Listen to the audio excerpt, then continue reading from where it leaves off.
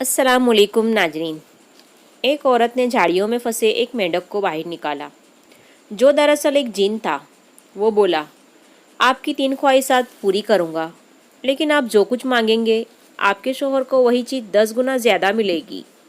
खातून को ये सुनकर बड़ा गुस्सा आया।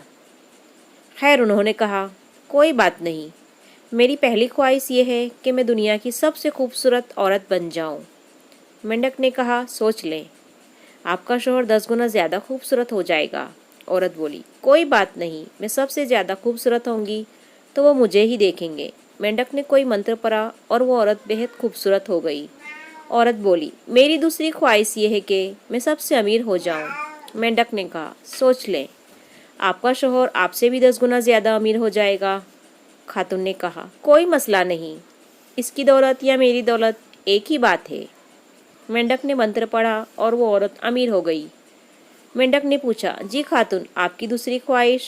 औरत ने कहा, मुझे एक हल्का सा दिल का दौरा यानी हार्ट अटैक हो जाए।